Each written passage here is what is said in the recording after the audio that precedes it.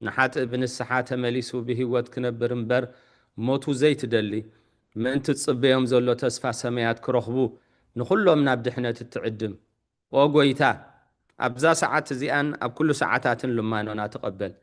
هوتنا كان علنا تزازات كهن قبر مرحنا منفسنا قدس سقانا حساباتنا ننصه تمنيتنا ونسمر حمامنا فوس حاتياتنا حدقلنا كاب كل خفوع حزنين سقات لبرد أنا بهلونهم كن عقاب بقدوسان ملائكتك حلونا نا وحدة امنت كان مرح انتي نابت زي مرمرن زي والسنن فلتتك هم بتصح عدلنا نسخا نزل عالم بروخي خا امين بروخ املاخي بارخنا نصح املاخي نصحنا اب سماي زلو محرتي اوردلنا مدر زلو معاتيق انت طلنا نذهبنا صقاتاتو يقملنا نتوم زي رخبو خرخبو عين تلبون يبرحلنا بقعات كبرنا بمسغانا خمزيلنا نصلب سمايات تنبر ابونا كم دما مدري خنا علتين جيرانا لو ما هبنا نحنا نزبدلونا بدلهم كم زحدقنا لهم أبسانا بدلنا نحدقلنا هب كفاد احنا نبرنا فتنا يتأتونا منقستن حيلن كبرن نزل ألمنات كايو أوغزئتنا مريم بناي قدوس جبريل ملاك سلامتا سلام بلك الله بحلنا خدنقليخي بسقاهون دنقليخي أدق زي أبي هرقويتا سراويت سلام بلك الله نسغي كاب أنس استفلخ برختيخي فركر سخوم بروخي او ملئت ጸጋ እግዚአብሔር ምሳኺ ኦ ፍስህቲ ደስ ይበልኪ ኃጢአትና ክስረየልና ናብ ተፈትዎ ወድኽ ኢየሱስ ክርስቶስ ጸሊኺ ምእንታና ምሕረት ደምንልና አሜን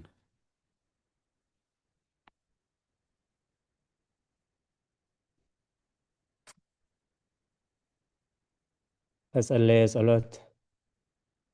ተማህለልና የምህለላ ሁሉ ቅድሚ እግዚአብሔር ዓሪጉ መዓት ዘቁርር ምሕረት ዘውርድ ይግበረልና كلكم حزب እግዚአብሔር نتقدس بيت ክርስቲያን ትሁባ አገልግሎት ንምስታፍ ግዚኹምን ስራሕኩምን እናወሃሂድኩም በአንቃ ድወን ብጥባትን ትከታተልዎ ዘለኹም ትብሕቡእ ዝርኢ እግዚአብሔር እሴተ ጻድቃን አስበትሑታ ንኽፈልኩም ሎሚ ከም ፍቓድ እግዚአብሔር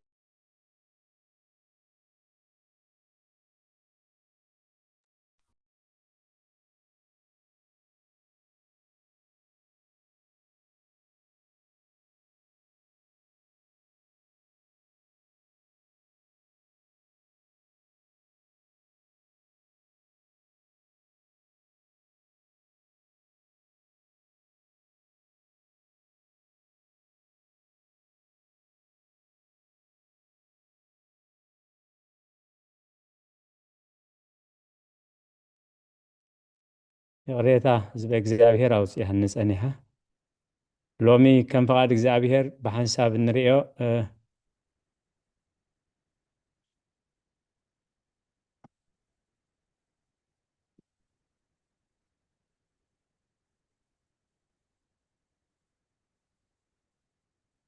أنا شرقير زل السهم ديهم شرقيركم زلهم أبي دكتور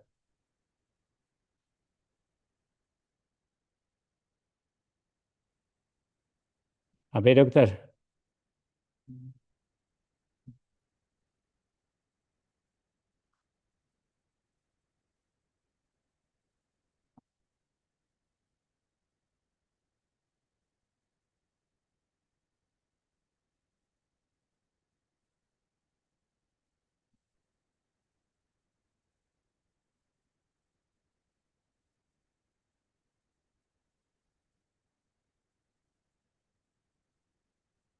بناكم شرق برو أبي دكتور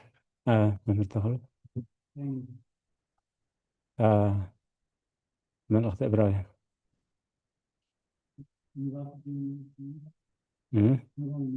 الرأي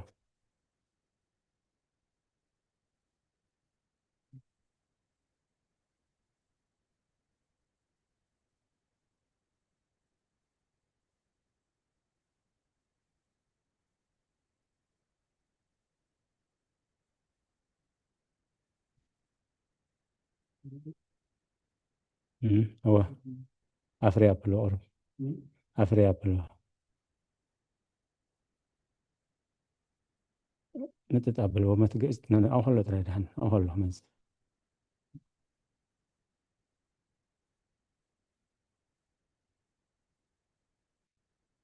إيش قريتها محبر سمع الله ده هو الرئيس لقالات እግዚአብሔር ዝተመስገነ ይሁን ሎሚ ከም ፍቃድ እግዚአብሔር መልእክቲ ሐዋርያ ቅዱስ ጳውሎስ ናብ ዕብራውያን ኢና ክንርኢ ንሎሚ ንባባት 14 ምዕራፍ 14 ጥቅስታት እዩ ዘለዎ ካብ 1 ክሳብ 7 ሓብትና መዓዛ ቅዱሳን ካብ 8 ክሳብ 14 ዘሎ ሓብትና ፍረወይኒ ከተንብባልና ኢኸን መዓዛ ቅዱሳን أبي مرقيتا نخلي سبت بورة خلو كالي هري سوري جميلة حرة أبونا ذهبكم من قصرنا عي مزمور داوود 231 مزمور داوود 204 إيه وسيلة حجي إبراويان حدا حساب 4 كساب 7 هبك الله نباب سكرين الله وين اب مزبل أو حرة أب سكرين حرة أب سكرين فريقة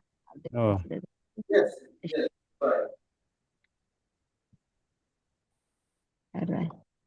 كبرنا أملاخ بزح ساعن بزح مجدن أدم نبوتاتنا بنبيات كيرو مستزاربهم كابزن دحروت معلتات نعنا بتي وراسي كله زجبرو بون علم زفترة ودو جيرو تزاربنا نسو ناي كبري نفس أبراق أن نتبراقن ባህሪ ቅርፂ ባህሪ ከሎ ኩሉውን ብሓይሊ ቃሉ ፀዊሩ ክሳብ ከሎስ ቁርብ ደቂቕ እንዲያይላትን ኣብ ደገ ኮይነ ሰርቦናሲ ኣብ ደገ ብርሃን ኮይኑኒ ምህናፅ ሓጢኣት ምስ ሓጢኣትና ምስ ገበርና ኣብ ልዕሊ ኣብ የማን ግርማ ተቐመጠ ካብቶም ከመላእኽቲ ብዙሕ ዝበልጥ ስም ብዝ ደቂቃት ንስክሪያት ካልኩና ቦናይ ሶሪ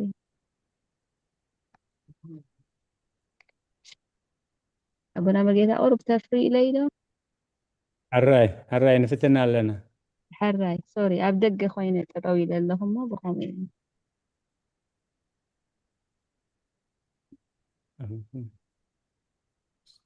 قرب سايز كسون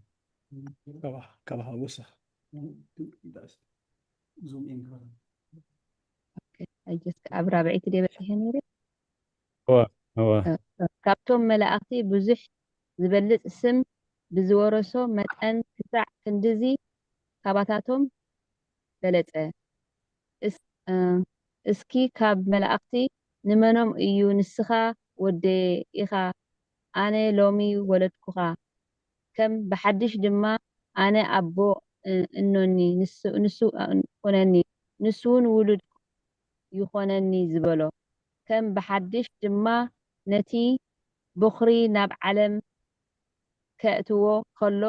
ኩላቶም መላእኽቲ ኣምላኽ ይሰግድሉ ይብል ብዛዕባ መላእኽቲ ከዓ መላእኽቱ ንፋሳት ኣገልገልቱውን ሃልሃታ ሓዊ ዝገብር ይብል ብዛዕባ ወዱ ግና ወዲ እሺ ሶሪ والله والله قطري 7 مساخيا እሺ ብዛዕባ መላእኽቲ ከዓ መላእኽቱ ንፋሳት ኣገልገልቱውን ሃልሃታ ሓዊ ዝገብር ይብል ቃል ህይወት يسمع لنا حبتنا سنايت ካብ 8 ክሳብ መጨረሻ حبتنا سنايت እሺ ኣብ 8 ብዛዕባ ወዱ ግና እቲ ኣምላኽ ዝፋንካ ንዘለዓለም ዓለም ይነብር በትሪ መንግስትኻ እውን በትሪ ቅንዕና እዩ ጽድቂ ፈቶኻ ዓመፃ ከኣፀላእኻ ስለዚ እግዚአብሔር ኣምላኽካ ሓለፋ ብፅኦትካ ብዘይቲ ሓጎስ ቀብኣ እዩ ዝብል ድማ ጎይታይ ንስኻ ካብ ቀደም ንምድሪ ሰረትካያ ሰማያት እውን ግብሪ ኣእዳውካ እዮም እዚኣቶም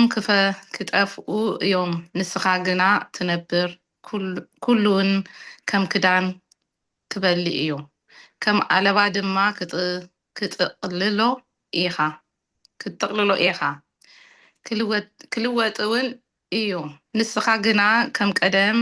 ካ ኢኻ ዓመታትካ እውን ኣይክወዳእን እየን ይብል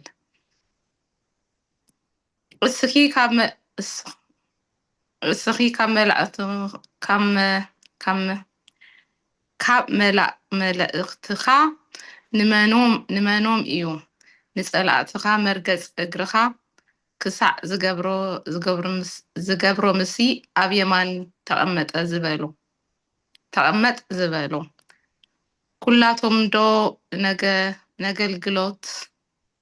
እቶም ምድሓን ክወርሱ ዘለዎም ዝለኣኹ መናፍስቲ ኣገልግሎት ኣይኮኑን ኣሜን ቃል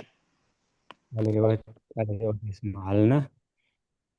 ኩልኹም ህዝበ እግዚአብሔር እቲ ክሳብ ሰዓት ብድሓነ ሰላም ዓቂቡ ሳብ ሰዓት ብድሓነ ሰላም ዘራኸበና ናይ ባህር ምስጋና ይብፅሓዮ ንሎሚ ከምዚ ክንሰምዖ ፀናሕና ዕብራውያን ምዕራፍ 1 ንጅምር ኣለና ሓውና መምህርቲ ማርያም ከምቲ ናይ ጎትሩ ዝገብርዎ ብዙሕ ፃዕሪ ብምግባር ብፓወርፖይንት ዳልዮምና ኣለው ንሎሚ ኣገልግሎት ዘቕርቡልና ከዓ ኣቦና ቆሞስ ኣባ ኪሮስ እዮም ነቦና ኣቡነ ኣባ ኪሮስ መንፈስ ቅዱስ ዝዛረበሉ አንደበት ክህቦም ንዓና ከዓ ነቲ ንሰምዖ ኩሉ ቃል ኣብ ጥዕጥዑ ልቢ ዓቂርና 30 60 ሚእቲ ሰናይ ክፍረ ክንፈርየሉ ናይ እግዚአብሔር ቅዱስ ፈቃድ ይኹነልና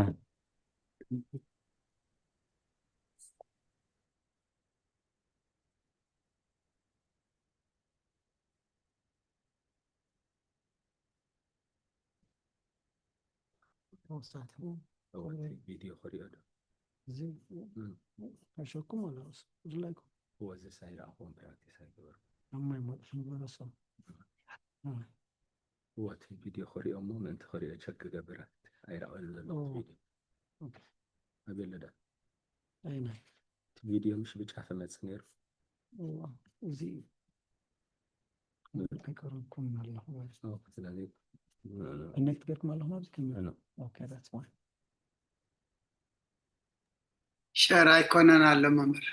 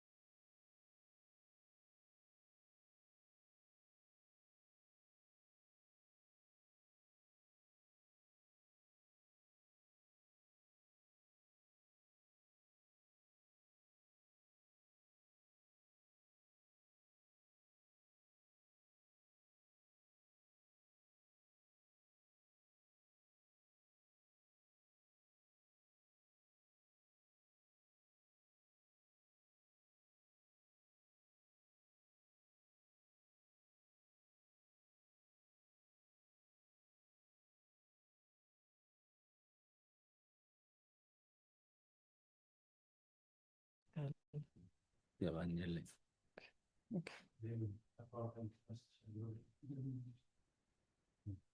حراي بسم آب وولد ومنفس قدوس أحدو أملاك أمين كبر أبونان زيرئكم أبوتات أما أخلنا ترليكم فتحني يفتي أبصلوا الذكروني باتي دخوم عقمي شراي كونان الله يقرأتا هو شير زخون يلن مخنياتو تزدالو خووناتي حرة تقم مالتي تا ممهر زدالو واسي نسي الدالي وانا حجة أدالو مستبهالكوس بناتي مصنعتي ناتي كبل كل غصة خابتنا يكون بسانا بو سقم يلا حراي لومي بردية أملاخ كم سنة فقادك زي أبيهر مصنعتي مصحف قدوس أب مصحف إبراويان كنجمرينا إذا مصحف زي مبل 14 ملእኽቲ ካብ መልእኽትታት ሃዋርያ ቅዱስ ጳውሎስ እዩ ሃዋርያ ጳውሎስ 14 መልእኽትታት ጽሒፍልና ኣሎ ኣብ ሓዲስ ኪዳን እዚኣ ኻታ ናይ መጨረሻ መልእኽቲ እያ ሎሚ ዕለት 6 ወርሒ 6 2025 ዓመተ ምህረት ብረድኤት ኣምላኽ ነዚ መጽናዕቲ እዚ بحبار كنستنتونينا مصحف إبراويان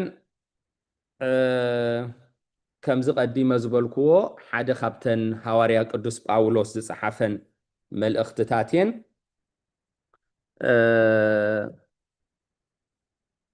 ከምኡውን ካብቶን ካልኦት መልእኽትታት ፍልይ ዝበለ ባህሪ ዘለዋ ኮይና ንረኽባ ካብ ካልኦት መልእኽትታት ሃዋርያ ጳውሎስ ኮነ ካብተን መልእኽትታት ካቶሊኮን ወይ ድማ ካቶሊኮን ናይ ቅድም ቋንቋ ኮይኑ ዓለም ለኻውያን መልእኽትታት ንብለን ማለት እዩ ተን ድሕሪ 14 መልእኽትታት ናይ ሃዋርያ ጳውሎስ ዘለዋ መልእኽትታት እሰን ካቶሊኮን ተባሂለን ጽውዓ ናብ ኩሉ ዓለም ዝተለኣኸየን ማለት እዩ ናብ ፍሉይ ዓዲ ናብ ፍሉይ ሰብ ዘይተለኣኸየን ማለት እዩ ኣብ ቅዳሴና ከዓ ኩሉ ግዜ ሓንቲ ካብተን መልእኽትታት ሃዋርያ ጳውሎስ ናብ ሰብ ከምዚ ኢሉ ሓደ ዲያቆን የንብበልና ድሓረይ ከዓ ካብተን ካቶሊኮን ከዓ ንወስድ ካብተን ዓለም ለኻውያን ናብ ሙሉእ ዓለም ተጻሕፋ ከዓ ካብአን ከዓኒ ሓንቲ እቲ ነፋቂ ዲያቆን የንብበልና ግብረ ሃዋርያት እውን እቲ ነፋቂ ካህን የንብበልና ድሕሪኡ እቲ ሰርዒ ካህን ወንጌል የንብበልና ማለት እዩ እታ ካቶሊኮን ትብል ንገለ ሰባት ከይትሕድሰኩም ኣብ ጸሎተ ሃይማኖት ብፍላይ ኣብ እንግሊሽ ካቶሊክ ኤንድ አፖስቶሊክ ቸርች ኢና ንብል ኣብ ጸሎተ ሃይማኖት እዚ ማለት ከዓ እቲ ካቶሊክ ዝብል ቃል ንባዕሉ እንታይ ማለት እዩ ዩኒቨርሳል ዓለም ለኻዊ ማለት እዩ ሕጂ ብዛዕባ እምነት ናይ ካቶሊካውያን ክንዛረብ ተኾይና ግን እንታይ ኢና ንብል ማለት እዩ ሮማ ካቶሊክ ኢና ንብል እዚ ነቲ እምነት ዝገልጽ ነቶም ናይ ኣሕዋትና ብዛዕባ ታ ካቶሊክ ወይ ካቶሊክ በይና ግን ዓለም ለኻዊ ማለት እዩ ስለዚ ተን ካልኦት መልእኽትታት ዓለም ለኻውያን እየን እዛ መጽሓፍ እዚኣ ዝያዳ ዕምቆትን ላህመትን ዘለዋ መልእኽቲ እያ ቅድምን ኣብ ትሕዝቶ ምእታውና መእተው ክንምሃር ግዲ ይኾነና እዚ ከዓ እንታይ ክሕግዘና ዓሚቕና ንኽንርዳእ ድሓር ኣብቲ ትሕዝቶ ምስኣተና ምዕራፍ ሓደ ገለይልና ክንከይድ ምስ ጀመርና ተላሊና ስለ ዘለና ተሓፈሻዊ ርድኢት ናይታ ዕብራውያን ምስ ወሰድና እዚ ኣብቲ ዕምቆት ምስኣተና ክሕግዘና እዩ بمجمرتا بالشما خنجمر إبراويان زبل قال كابي زمسايو ات إبراويان زبل كاب إبراوي زبل قال زوص خوينو ኣይሁዳዊ ማለት እዩ እዛ ቃል ካበይ ዝመፀት እያ እንተኢልና መሊስና ከዓ ሓደ ካብ ኣቦሓጎታት ኣቦና ኣብርሃም ቦኤር ዝበሃል ነይሩ መቸስ እቲ ቋንቋ ናብ ቋንቋ ክኸይድ ከሎ ተኣክሰንት ቅይር ይብቲ ትርጓሜ እምበር ኣብቲ ዓረብና ኣብነት ዓቢር እዩ ዝብል ዓቢር ይብል ዕብራኒይን ከዓ ይብል ማለት እዩ ሕጂ እዚ ቦኤር ካብ ዝበሃል ካብ ዘርኢ ሴም ዝመፀ ርሕቕ ዝበለ ኣቦሓጎ ነይርዎ ነቦና ኣብርሃም ሕጂ ከለውዳውያን ኣብ እንዳተበሉ ምስ መፁ ከምዚ ዝኾነት ዓዲ ብውሕድ ቁፅር እንዳቆፀረት ትገባር እንዳበዝሐ ዝኸይድ ድሓር ኣቦና ኣብርሃም ካብኦም ተወሊዱ በዚ ድማ ዘርኡ ብስሙ ተሰሚዮም ብምልኦም ዕብራውያን ክበሃሉ ክኢሎም ማለት እዩ ሕጂ ነዞም ሰባት እዚኦም ነዞም ዕብራውያን ዝበሃሉ ኣይሁድ ንዖም እያ እዛ መልእኽቲ ተፃሒፋ እዚ ስነ ፍልጠታዊ ትርጉም ዕብራዊ ዝብል ቃል እዩ ኣብ መጽሓፍ ድማ ምስ ኣቦና ኣብርሃም ተኣሳሲሩ ኣብ ዘፍጥረት ምዕራፍ 14 ቁፅሪ 13 ተፃሒፉ ንረኽቦ ሓደ ዘምለጠ ከዓ ናብ ኣብራም እቲ ዕብራዊ ስለዚ ምስ ኣቦና ኣብርሃምን ኣቦሓጎታቱን ምትእስሳር ዘለዋ ምዃኑ ኣረጋጊፅና ኣለና ማለት እዩ ምክንያቱ ኣብቲ 14:13 እንታይ ኢሉ ኣሎ ሓደ ዘምለጠ ከዓ ናብ ኣብራም እቲ ዕብራዊ እቲ ኣብራም ትብል ዘላ ቃል ንእግረ መገድና ኣቦና ኣብርሃም ናይ እግዚኣብሔር ብእግዚኣብሔር ምስ ኣመነን ንቃሉ ዋጋ ክኸፍል ምስ ተበገሰን ድሕሪኡ እግዚኣብሔር ባሪኽዎ ኣብርሃም ኮይኑ እቲ ቀዳማይ ስሙ ግን ኣብራም እዩ ነይሩ ድሓር ግን ኣምላኽ ባሪኽዎ ኣብርሃም ኮይኑ ማለት እዩ ሕጂ ስለዚ እዚ እውን ንእግረ መገድና እንታይ እዩ ዘርእየና ኣብ ቤተ ክርስቲያን ማዕርግ ዲቁና ክወሃብ ከሎ ስም ይቕይሩ እቶም ብፁዕ ጳጳስ እዚ ካብቲ መሰላቶም እዩ ካብቲ ናይ ስልጣኖም ዘለዎም መብቲ እዩ ነቲ ዲያቆን ናብ ክህነት ከምፅዎ ከለዉ ስም ይቕይሩሉ ስለዚ ካብ ኣቦና ኣብራም ናብ ኣብርሃም ኣትሒዙ ሳውል ናብ ጳውሎስ ስምዖን ናብ ጴጥሮስ ከም ዝረኣኹሞ ጎይታ ባዕሉ ካብ ሕጂ ንድሓር ከውሒኻ እሞ ጴጥሮስ ኢለካ ኣለኹ ክብሎ ስለዚ ኦርቶዶክሳዊት ቤተ ክርስቲያንና እቲ ምቕያር ናይ ኣስማት ኣብ ማዕርግን ምሰጠመቐት ትህቦ ስምን ኣብ መዓልቲ ብዕሙቕ ዝበለ ክሳብ ንወስዶ ኣብዚ ንእግረ መገድና ከነስተብህለሉ ኢለ ኣብ መፋርቕ ሱሳታት ቀዳማይ ክፍለ ዘመን ኣይሁድ ብዙሓት ዓይነት እዮም ነይሮም ብመሰረት ጂኦግራፋዊ ኣቀማምጣ እቶም ሓደ ኣብ ኢየሩሳሌም ዝቕመጡ ፍልስጤማውያን ኣይሁዳውያን ዝበሃሉ ነይሮም እዚኦም ድማ ብሃይማኖቶም ካብቶም ካልኦት ኣዝዮም ዝኮርዑን ልዕልና ዝነበሮምን እዮም እዚ ድማ ቅድሚ ምፍራስ ኢየሩሳሌም እዩ እዚኦም ቶም ሓደ እዮም እዚ መልእኽቲ እዚ መልእኽቲ ዕብራውያን ኣብ መንጎ 62 ዓመተ ምህረትን 67 ዓመተ ምህረት ተጻሒፉ ቅድሚ ሰማዕትነት ሐዋርያ ጳውሎስን ዕንወት ኢየሩሳሌምን ኣብ 7 ዓመተ ምህረት ዝኸውን ዘሎ እዩ ማለት እዩ ስለዚ ኢየሩሳሌም ኣብ 7 ዓመተ ምህረት ዓንያ እንተኢልና ሐዋርያ ጳውሎስ ከዓ ቅድሚኡ ተሰዊኡ እንድሕሪልና ስለዚ እዚ መጽሓፍ እዚ ልዕሊ 67 ክኸውን ኣይክእልኒ ቅድሚ 62 ከዓ ክኸውን ኣይክእልኒ ብመሰረት ኣቦታት ዝተሰማምዕሉ እቶም ብክርስቶስ ዝኣምኑ በቶም ዘይኣምኑ ኣሕዋቶም ብዙሕ ግፍዒ ዝበፅሖም ፍልስጤማውያን ኣይሁድ ስለ ዝነበሩ ዕብራውያን ዝተፀውዑ ግና መበቆሎም ዕብራውያን ስለ ዝኾኑ እዩ ሕጂ እንታይ እዩ እዚኣ ምእንቲ ክትበርሃልና እቶም ኣይሁድ እምነቶም በቲ ናይ ኦሪት ዝነበሩ ንሓድሽ ኪዳን ምስ ተቐበሉ እቶም ከምኦም ዝመሰሉ ደቂ ዓዶም أب هايمانوت حدا زنبرو بوزح كساقوقوهم جميرهم مالتي بوزح كقفعوهم كساقيوهم جميرهم حجي إذا مصحف سلم انتهى تصحيفة انتهى علامة مصحفة عند حريلنا سلا تزرخبهم قفعي مسواق إذا ملأخت تصحيفة نمنتاي أملاخ بحواري باولوس أبيلو كصنعهم سلا زدلية نابتنايك أدم أمناتهم ناي أيهودنت كي ملوسو أبتزلهم حدش ناي كريستنا هيوت أبو خصنعو نتو مسواق نتو منسال نتو صرفي نتو مسياف نزو خلو ريوم ندحريت كي ملوسو زملوسو سلا زنبرو نخي ملوسو يحواري قدوس باولوس نزا ملأخت إبراويان ناب إبراويان صحيفو إبراويان قداموت كريستيان ما بقولهم إبراويان نبرت فلسطين نبزح فتنان سببان زتقالعو بسنك تسببها قال كريستيان نكريستنا قديفهم ناب أيهودنا زتو ملسو نيروم مميم ممهرنا باولوس امناتهم نمصنع تقدسو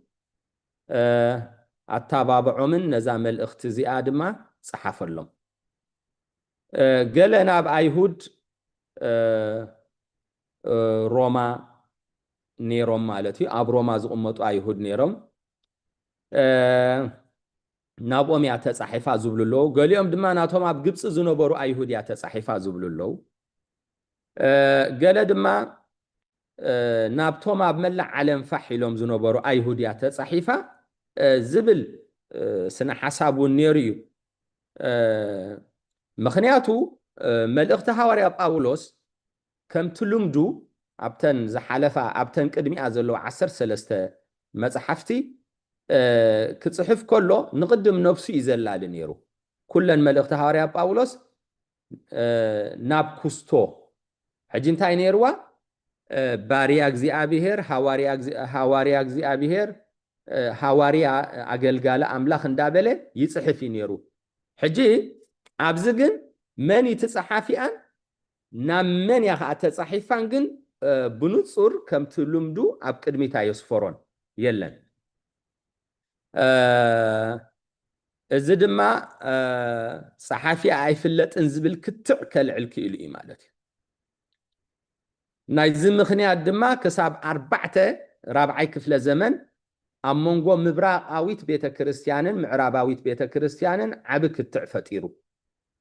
توم معراباويان زلنا يا حقراتي توم مبراقاويان كا تولدنا لي اجي اذن كلت ابيات بيتا كريستيان كتعني روان كان بيتا كريستيان حنتي انيرن كوستو خصو زبهالا اي نبر رابعي كفل زمن كنبل كلناسي كساب 320 حموشنا اريوس وغزات ازي ربع ناي رابعي كفل زمني كومن دابلكا ابزي ناي مثل لا شجر ايكون نيرو جن بز زنبرو بوتاتن بت زنبرو بوتاتن يكاتو عمنيرو اذا مصحف زيا صحافي انو صور ايكونن ام مبراق زنبرو بوتاتنا جن انت ام زبلو نابنت نحنا ابت غزيتي اب تحت غبصاويان ينا نيرنا كم حزبي كم حبرتسب كم امنت نيرنا جن نعنا زو كلو باباسات سينودوس اينبرن سلازي حجي اب تحت غبصاويت بيت كريستيان ينا نيرنا مالتي حجي كالوت هنداويان نيروم ارمناويان نيروم سورياويان نيروم زيوم 4 بيت كريستيانات يوم نحنا نقرا مقدنا خم تاريخ بيت كريستيان كتفلطو قدمي برتا وقال سم جمارو بخلت عمت مالت شحنت شعتم 259 إثيوبيا ناتا سينودوس أقيمة أب شحنت شعتم 298 عامة مهردكا بيت كريستيان إيرترا ناتا سينودوس أقيمة مالتي قدمي إجن كالوت يوم زو كلنا نيروم نفسنا خيلنا بجزاء خاب مدرنا زفورو يبقى باسات قيمنا أب جبائتات نساتفو لجزي أين برن حج سلازي أبزين تايز بالزلو كاب معراب زنبرو عبوتات لوقاس كخون يخيليو مخنياتو تتصحيفو له زلو قانقا غريك ايو يبلو مخنياتو قدوس لوقاس ازيو فلوينت سبيكر ينيرو اب قانقا غريك حكيمي نيرو انزن ارتستي نيرو سلازي بزيهم جميتهم مالتي قالها أبولوس كإلى قانقوا سلازي نبرا نسو خووني يزبلو نيرهم دحرقنا صنيحهم قدوس إرناموسن قدوس أغوستينوسن كابتوم ناي معراباويان أبوتات زنوبورو نزي شجرزي حواري ጳውሎስ تتصحف بمبال فتيحمو እግዚአብሔር ይመስገን ድሕሪ ራብዓይ ክፍለ ዘመን ከዓ ኩልና እንታይ ኮይና ማለትዩ ተሳማሚዕና ስለዚ ቶም ናይ ምብራቕ ዝነበሩ ሐዋርያ ጳውሎስ ይብሉ ቶም ናይ ምዕራቡን ሕጂ ዘረጋግጹሎም ኣቦታት መጽዮም ተሳማሚዖም ካብ ድሕሪ ራብዓይ ክፍለ ዘመን ኣብ ጸሓፊኡን أنا من تصحيفون زبل كت عقاريص ومالتي تفتح እግዚአብሔር ይመስገን حجز لنا هاخم እግዚአብሔር فتح ينبرلو فلينة زمصحف زي كابتن قديمو زصحفن 13 مصحفتي انتاي فلينة كاب كالوت ملእኽትታት ዝፈልያ ንዘንብባ ኣብ ባህሪኣ ካብተን ካልኦት ፍልይ ዝበለት እያ حواريا ጳውሎስ ነፍሱ ብምልላይ እዩ ዝጅምር ካብ ጳውሎስ ንኣብነት ማለት እዩ ኣብ ካለ ክጽሕፍ ከሎ ካብ ጳውሎስ ኣገልጋሊ ኢየሱስ ክርስቶስ ወይ ካብ ጳውሎስ ባሪያ እግዚአብሔር ኢሉ እዩ ዝጅምር ወይ ካብ ጳውሎስ ሐዋርያ ኢየሱስ ክርስቶስ ኢሉ ይጅምር ኣብዚ ግን ነታ ጽሕፍቲ ኣምላኽ ኢሉ ይጀምሩሎም ማለት እዩ ዝኾነ ካልእ ናቱ ነፍሲ የላለየን ካልኣይ ክፋል ካልኣይቲ ዝፈልያ ነገርውን እቲ ዝተጻሕፈሉ ቋንቋ ዕብራይስጥ ዶ ይኸውን ወይስ ግሪክ ኩልና ከም ንፈልጦ ሓድሽ ኪዳን ብሙሉእ ብቋንቋ ግሪክ እዩ ተጻሒፉ ምክንያቱ ናይቲ ግዜ እቲ ቋንቋ ግሪክ እዩ ነይሩ ስለዚ ሓድሽ ኪዳን ብሙሉእ ብቋንቋ ግሪክ ካብ ተጻሕፈ እዚ ተዛዓበየ مرتوع مالتي مصحف عبراويان جنا قدم بعبرايست تصحيفو دحر ناب غريك تترجمو زبر رئيتون نيري ابوتات مبراق جنا كم كل مصحف تحدش كيدان بغريك تصحيف إلهم مليسهم ابزي وديهم مالتي اتجبت يجن زي حواريا ጳውሎስ موكسيو كاب اوريت ዝጽሐፎም ጥቅስታት ካብ ኦሪት ካብ ቋንቋ ግሪክ ካብ ሰብዓ ሊቃናት ካብ ዝተርጎምዎ ካብ ከም ተጻሕፈ ካብ ዝተጻሕፈ ከም ዝኾነ ኢና ንርኢ ማለት እዩ ሕጂቲ ባይብል ስታዲ ዝብል ወይ መጽናዕቲ መጽሓፍ ቅዱስ ዝበሃል ኣዝዩ ረቂቕ እዩ ስኢልካ ዝዝረብ ዘረብ ኣይኮነን ሕጂ እቲ ንኣብነት ሕጂ እንታይ ኣሎ መስለኩም قطم زي فلت سوي زي قطم وي قطمت زي سمعسي حدا سبسي اب تلفزيون زقطما حدا دقيمون دحرابت محبر دقطيم لهم وا قطامي يخبلو خوليوم توم زكاتاتلو كن زياده خوستو زقطما قطم انديا يبلو مالتي كابيتو مبقول ناتو قطم ديناي كال سبدي دقم زلو يفلطو ويم مالتي حجي سلازي እቶም አቦታትና ቅዱሳን ድማ አሰሮም ጥለል እቲ መጽሐፍ ቅዱስ ህይወቶምን ናብሮኦምን ዕላማኦምን ገይሮም ስለ ዘቀመጥዎ በህይወቶም ሕጂ እንታይ ገይሮም ማለት እዩ ካበየናይ ምንጪ እቲ ተጠቂሙሎ ዘሎ ጥቅስታስ ካበይ ዝመፀይ መጽሐፍ ቅዱስ ኦሪት ብዕብራይስጥ ተጻሒፉ እንተኾነ ግን ድሓር ሰብዓ ሊቃናት እንታይ ገይሮም ኣብ ዘመኖም ናብ ግሪክ ቀይሮሞ ማለት እዩ ከምዚ ንሕና ብሃገርና ሕጂ ኣብ ቤተ ክርስቲያን ኤርትራ ካብ ተራእይ ነገር እንተሎ ግእዝ ይቅደስ ነይሩ ኣብ ከባቢ 94 ግን እቲ መጽሐፍ ተርጉሙ ናብ ትግርኛ ናይ ትግርኛ ቅዳሴ ተጀሚሩ ማለት እዩ ሕጂ ዓይንትና ዝራእዮ ዝና ሰማዓትሉ ንነብረሉ ነገር ማለት እዩ ኣብ ዘመንና እዩ ሕጂ እቲኦም እቲ መወከሲ ካብኡ ምዃኑ ኣጽኒዖም ማለት እዩ ካልእ ሳልሳይ ፍሉይነት ክንርኢ ከለና እዚ መጽሓፍ ኣበገባብ ኣጻሓፍኡ እውን ፍሉይነት ኣለዎ እዚ ድማ ዝተጻሕፈሉ ግዜ እዩ ኣይሁዳውያን ንክርስቲያን ብሓይሊ ኣብ ዘሳጉግሉ ግዜ ዝተጻሕፈ እዩ ገለ ዝፈርሑ ሰባት እውን ንክርስትና ገዲፎም ናብ ኣይሁድነት ይምለሱ ነይሮም እዮም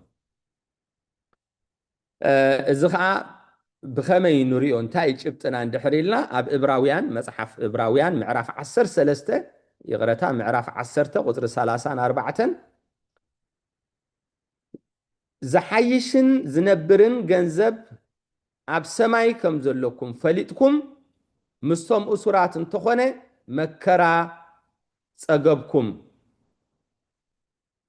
ምግባት ገንዘብኩም ድማ እንተኾነ ብሓጎስ ተዓገስኩም ኢልዎም ሐዋርያ ጳውሎስ ጂ ነቲ ኩሉ በቃ ክሳብ ምግባት ገንዘቦም ኩሉ ነገር ኩሉ ውርደት በፂሕዎም እዚ ኩሉ ግን ብሓጎስ ተዓጊሶም ሕጂ ስለዚ እቲ ፍሉይነት እውን ካብቲ ፍሉይነት እዚ እዩ ማለት እዩ ነቶም ብእምነት ክርስትና ዝመላለሱ ዝነበሩ ኣይሁዳውያን ብሕዋቶም ኣይሁዳውያን ብደቂ ዓዶም እዚኣ ተሓቂ እዚ ተሓድሽ ኪዳን እዚ ትኽመጽእ ዝነበረ መሲሕ ተቐቢልና ያለና ስለ ዝበሉ መዓት ምስጓም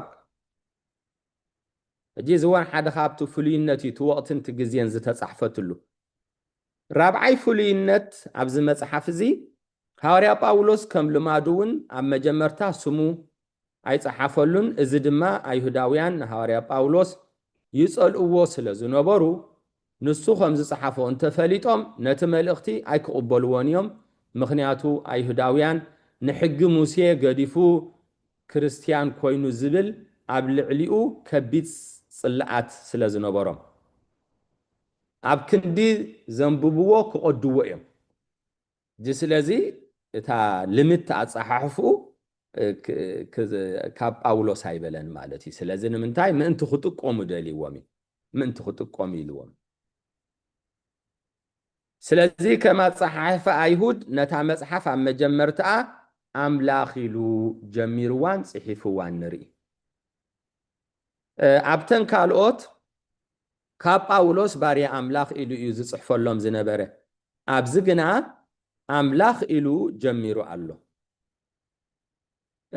እቲ ጸሓፊ ሐዋርያ ጳውሎስ ምዃኑ ዘለና መርትዖታት እንታይ እዩ እቲ ጸሓፊ ሐዋርያ ጳውሎስ ምዃኑ ርጉጽ እዩ ምኽንያቱ ኣቦታት ብዘረጋገጽዎ መሰረት ኣብዚ መጽሓፍ ሐዋርያ ጳውሎስ ኣብ ካልእ መጽሓፍቱ ካብ ዝርከብ መግለጺታቱን ምሳሌታቱን ምህላው እዩ ኢሎም መርትዖታት ኣቕሪቦምልና ኣለዉ ንኣብነት መግለጺ ጸባ ወይ ድማ ኣእምራዊ ጸባ ዝብል ቃል እዚኣ ሐዋርያ ጳውሎስ ዝፍለጠላ ንኣብነት ክቡር ኣቦና መልአከ ሰላም ካብ እሶም በይኖም ዝፍለጡሉ ብዙሕ ስነ ምግባር ኣለዎም ግን ኣብ ስብከቶም እንተስተባሂልኩም ኩሉ ግዜ ይገርም እዩ ኣቦታት ኣዴታት ኣሕዋት ኣሓት ክብሉ ከለውስ ፉል እዮም ይሳውንድ ጉድ ይብሉ ፃዓዱ ኣቦና ብጣዕሚ ደስ ዝብለካ ከምኡ ክብሉ ከለዉ ማለት እዩ ሕጂ ስለዚስ እዚኣ እንድሕር ሰሚዕዋ ሓደ ሰብ ዋላ ስእሊ ኣይርአ እቲ ዝሰብኽ ዘሎ ኣቦይ መልአከ ሰላም ምዃኑ ይፈልጥ ማለት እዩ ንምንታይ ምክንያቱ ንሶም እዮም ጥቀሙላ ኣብ ስብከቶም ሕጂ ስለዚ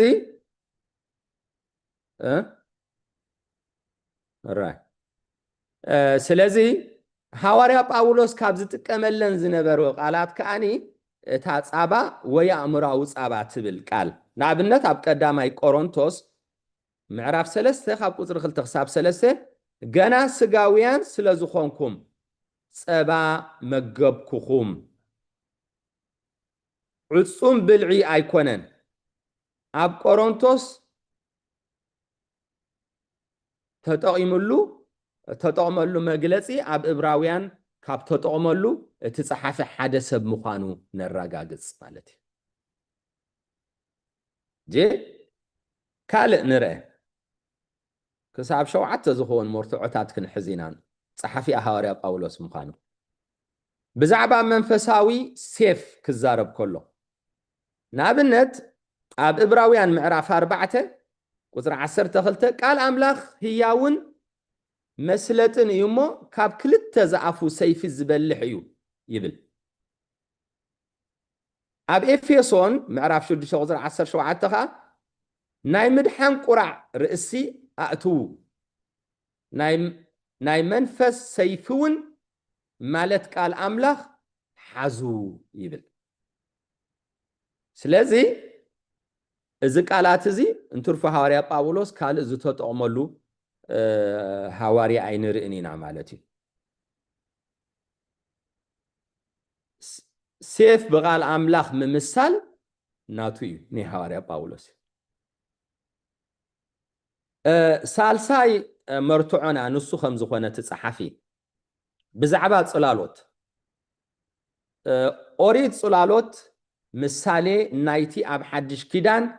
زجهاد حق مخانو خجلس كله إذا مجلس إذا أب قولسي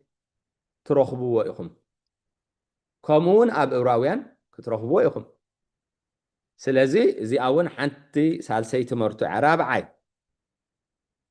بزعبا ملوكوت أملاخ كجلس كله أب قولسي معرف حدن أب إبراويان معرف حدن تمساسال نرخبه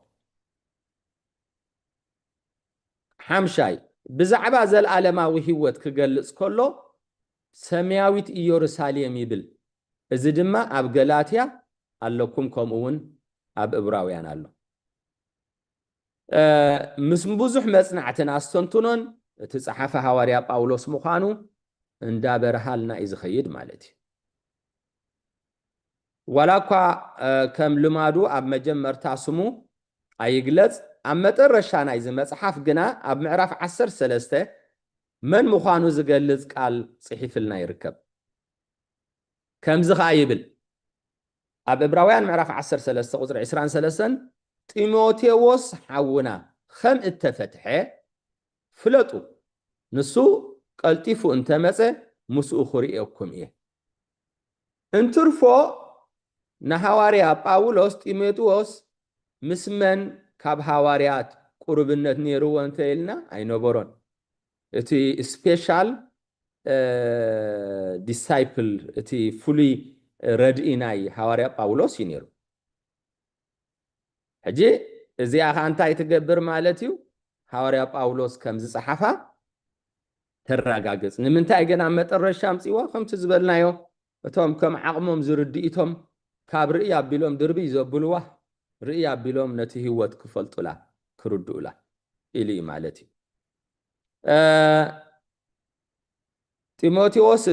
خمس زبلنا يو كال حدث كحتى يخلي حواري باولوس حواري أحزاب انديو قدايو وانجيل نأرماويان مبسار ريكونن كبل يخلي قداي أيهود نزي كونو وانجيل نمبسار ريكونن جناخ باولوس اتقدامي ولدو أخراري أيهودن فريساوي ود فريساوي مخانون لعل أيهوداوي لعل سلطاني زلوو أيهوداوي مخانو خا كرسي يبلنان مالتي كاب 7 أردئتن 10 تقلت حواريات لعلي أوريت زصنعن بهوت حدش كيدان زنبرن كاي جزينا تخن زنقع زي بلنا مالتي أبتو أيهوداونت قصر حديو أبتو حدش كيدان كا واقع خفل عطيقو تبقيسو زلو حوارياي ولكو أنا أرماويان زتمدب يخون أبقو بأي أيهود يعطون يسبخن وسئيتو ون بزحات أيهود ناب كريستنا آتيو سعبتون نيروميا بزنبرو فلتات قوانقوا غريخن فلسفنان حفشا وفلتاتن زنبرو تبعاتن أملاخ زهابو بزوح تسقاتاتن أو أوروبا نزي أيهوداويان كسبخ كيلي هجي زوزبلو زلوه أقات عم قال سبات ኣላጊስኩም ከይትህልው እንታይ ኢና ንብል ዘለና ማለት እዩ እቲ ንብሎ ዘለና ሓሳብ ሐዋርያ ጳውሎስ እቲ ኣምላኽ ክምድቦ ከሎ ነቶም ኣረማውያን ይመዲብዎ ሕጂ ግን ንመን ኢና ንርኢ ዘለና ነቶም ኣይሁድ ዝነበሩ ግና ክርስቲያን ዝኾኑ ንክርስቶስ ዝተቐበሉ ቀዳሞት ኣብ ዓለም ንክርስትና ተቐቢሎም ብክርስትና ዝመላለሱ ዘሎ ግን ካብ ሕዋቶም ውርደትን ስቃይን ዝበዝሖም ማለት እዩ ሕጂ ስለምንታይ ደኣ ናብዚኦም ልኢኹ ዝብል ሓሳብ ንኸይለዓል ማለት እዩ ነቲ ዝተመሃርናዮ ሪቫይዝ ክንገብሮ መሊስና ክንደግሞ ገለ ነገራት ክንርኢ ሓደ መጽሓፍ ዕብራውያን መዓስ ከም ተጻሕፈ ኣብ መፋርቕ ሱሳታት ናይ ቀዳማይ ክፍለ ዘመን ተጻሒፉ ድሕሪ ዕርገት ጎይታና ድሕሪ 30 ወይ ድማ 35 ዓመት ኣቢሉ እዩ ተጻሒፉ ድሕሪ ጳውሎስ ካብ ማእሰርቲ ምውፁ እዩ ማለት እዩ ሐዋርያ ጳውሎስ ኣብ ሮማ ተኣሲሩ ነይሩ እዩ ጸኒሕና ክንሪኦ ኢና ብትንታኔ ክንሪኦ ኢና ካብኡ ምስ ወፀ ነፃ ተፈሪዱ ምስ ወፀ ድሕሪ እዩ ነዛ መልእኽቲ እዚኣ ኣብ መንጎ 62 67 ዓመተ ምህረት ዘሎ ጽሒፍዋ ንመን ተጻሒፉ ዝብል ኣብ ኢየሩሳሌም ንዝነበሩ ክርስቲያን ንዝኾኑ ኣይሁድ እያ ተጻሒፋ ኣብ ኢየሩሳሌም ንዝነበሩ ክርስቲያን ንዝኾኑ ኣይሁድ እያ ተጻሒፋ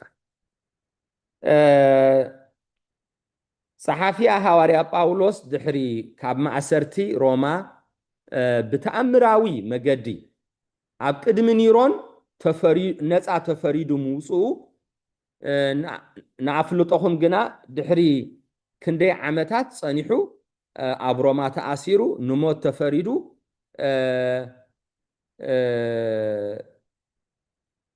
ብሴፍ ተሰይፉ ሰማዕትነት ብምቕባል ገድሉ ፈጺሙ እዩ ተን ማእሰርቲ ብሮማ ክልተ ግዜ እየን ነይረን ሓንቲ እታ ኣብ ቅድሚ ኒሮን እንዳሃለዎ ከሎ እቲ ፈራዲ ነፃ ኢሉ ፈሪዱ ኣምላኽ ሓራ ከም ዘውፅኦ ድሕሪ ነዛ መልእኽቲ ዕብራውያን ምፅሓፉ ድማ መሊሱ ድሕሪ ቁርብ ዓመታት ከዓ ከም ብሓድሽ ንኻልኣይ ግዜ ተኣሲሩ ድሕሪኡ ብኢድ ኒሮን እውን ብሴፍ ንክቕተል ተፈሪዱ ሰማዕቲ ኮይኑ ተሰይፉ ማለት እዩ ዕላማ እዛ መፅሓፍ ነቶም ቀዳሞት ክርስቲያን ካብቶም ኣይሁድ ብዝወርዶም ዝነበረ ፈተና ፀበባን ኣብ እምነቶም ክፀንዑ ምግባር እያ ካልኣይ እውን ካብ መንፈስ እዛ መልእኽቲ ዝወፅእ ካልኣይ ዕላማ ኣሎ ንኣይሁድ ምብሳር እዩ ጽባቐ ናይዛ መጽሓፍ ምትእስሳር ኦሪትን ሓድሽ ኪዳንን እዩ ምትእስሳር ናይ ክልተ ኪዳናት ኩሉ ግዜ ክልተ ኪዳን ኣሎ ብሉይ ኪዳን ኣሎ ሓድሽ ኪዳን ኣሎ እዚ እንታይ ዘርእየና ምእንቲ ንግረ መገድና ክበርሃልና ወይ ኣብ ትሕቶን መልሲ እንዳሓንሓዝዋ ከማ ተሓይሽ ኣብ ሓድሽ ኪዳን ትዝበዝሕ ንኦሪት ዝገልጽ መጽሓፍ ዕብራውያን እዩ ገለ ሰባት እውን ንኦሪት ዘይምርድኦም ምርዳእ እቲ መልእኽቲ ዝኸብዶም ኣለዉ ኦሪት ዝርድኦ ቀልጢፉ ይርድኦ እቲ ኦሪት ዝፈልጥ ኣይሁዳዊ እውን እንተተቐቢልዎ ነቲ ሓቂ ተዘይክሒድዎ ኣይሁዳዊ ካብ ክርስቲያን ኣጸቢቑ ይርድኦ ማለት እዩ ምክንያቱ በቲ ኣይሁድና ዝነብሮ ነገር ስለ ዝኾነ ኣይሁድ እቲ ዝጽበይዎ ክርስቶስ ከም ዝመፀ ምእንቲ ከረጋግጸሎም ኢሉ ኩሉ ዝተወከሶም ጥቕስታት ካብ ኦሪት እዮም ነይሮም እዚ ኩሉ ንምንታይ ነይሩ ቶም ኣይሁዳውያን ምእንቲ ክረብሑ እቲ ዝነበረ ትንቢት ሕጂ ተፈጺሙሎ ኣይትስግኡ ጽቡቕ ኢኹም ዘለኹም ንኽብሎም ማለት እዩ ከምኡን ወንጌል ማቴዎስ ወሲኽካ ዝዓበየ ምትእስሳር ብሉይ ኪዳንን ሓድሽ ኪዳንን እየን እዘን ክልተ መጽሓፍቲ ወንጌል ማቴዎስን ዕብራውያንን እዚአን ክልቲአን እየን እተን ዝበዝሐ ናይ ኦሪት ጥቕስታት ንረኽበለን ዕብራውያን ነቲ ብኦሪት ተሰዊሩ ዝነበረ ክርስቶስ ምግሃድ እየ ኦሪት ንክርስቶስ ንምድላይ መእተው ክኸውን ከሎ ሓዲስ ኪዳን ከዓ ነቲ ኣብ ብሉይ ኪዳን ዝተሰወረ ክርስቶስ መብርሂ እዩ ዕብራውያን ዘንብብ ብዙሕ ካብ ምስጢራት ብሉይ ኪዳን ይፈልጥን ይርዳእን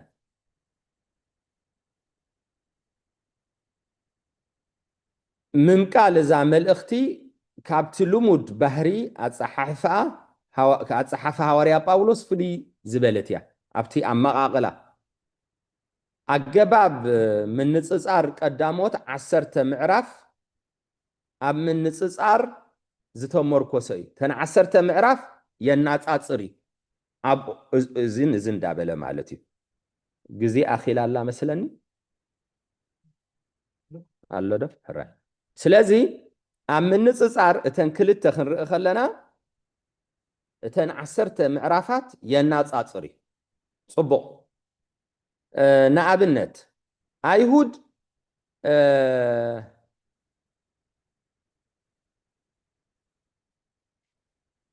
ምንፅፃር መን እዩ እቲ ሓቀኛ መሲሕና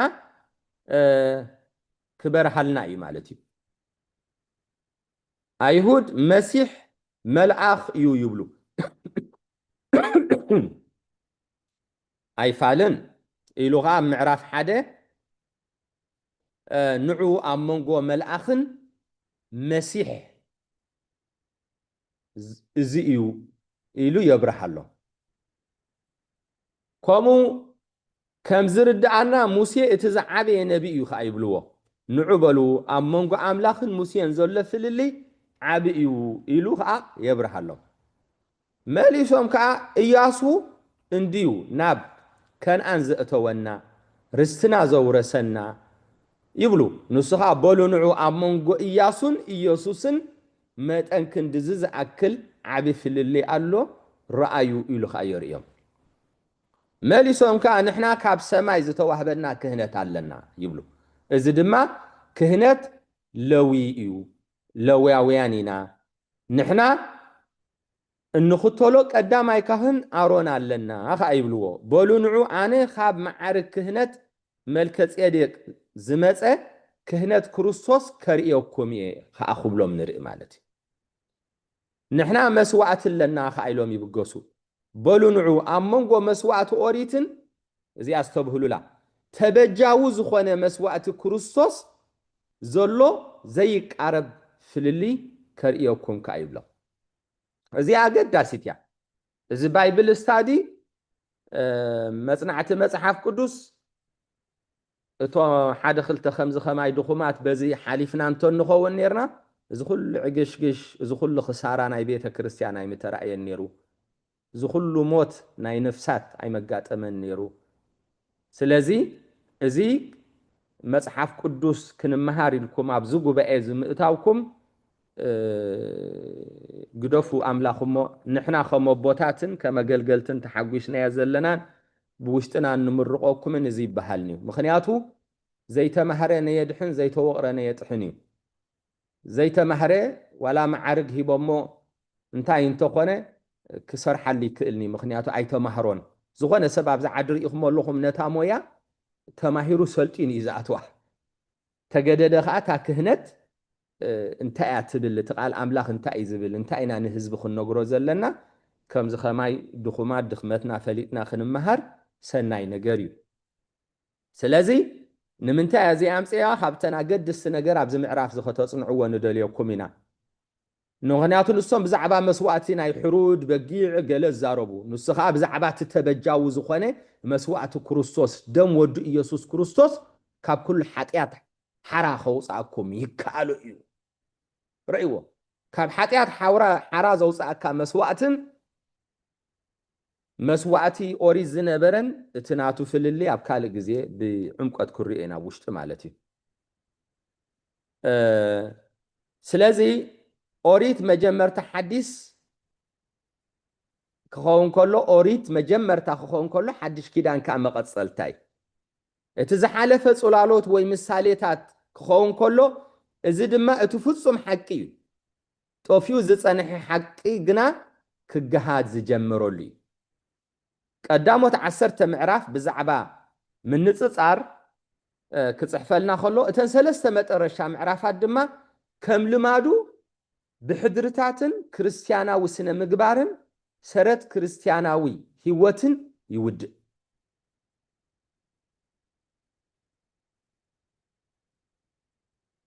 إذا ملأخت زيا أب كلتا عبيتي خفالات تخفل تحدى كروسوس كلون لعلو كلون أب كلون مخانو إيسوس كروسوس سرت تعمل اخت مخانون تخالي تخفال كا مس امنة زت أساسر كريستيانا ومقبار مس امنتنا زت أساسر كريستيانا ومقبار كما يكخون على الله مالتي نعبنت ኤፌሶን ዘንበበ እንድሕራልዩ መግለጽ እምነትን ዶግማን ይጅምር ድሓር ስነ ምግባርን ክርስቲያናዊ ኪደትን ይገልጽ መጽሐፍ ቆሎስየ ዘንበበ እንተሊና እተን ቀዳሞ ሰለስተ ምዕራፋት ስነ ሐሳብን እምነትን ዶግማን ንረኽበለን ኣብ መጨረሻ ድማ ክርስቲያናዊ ስነ ምግባር ገይሩ የሳናብተና ኣብ ዕብራውያን ግና اتفلي زغبرو نايبولين حديثن مسبرحلنا تغباراو تئزاز ابو ماخولون داتو يخيد مالتي كريستنا بحرياوي مقصلتا ناي ايهودنت مخانا اغوليحو يبرحلنا حقنيا ايهوداوي يزبل ون كامن يغبو مخنياتو كريستنا كروستوسنا كروستوس اوريتيو كروستوسنا كروستوس كلتا كيداناتي سلازي እግዚአብሔር ይመስገን ክብርን ምስጋናን ነቲ ልዑል እግዚአብሔር አምላኽና ይኹን ሎሚ ብረድኤት አምላኽ ብደገፍ ጸሎትኩም መእተዊ ናይ መጽሐፍ ዕብራውያን መጽናዕቲ ጌርና ኣለና አምላኽ ነዚ ዝተማሃርናዮ ኣብ ልብና ሕዲሩ ክንዓየሉን ከነገልግለሉን ይደግፈና ኩሉ ክብርን ምስጋናን ሎምን ኩሉ ሰዓን ዘለዓለም ዓለም ንዑ ይኹን አሜን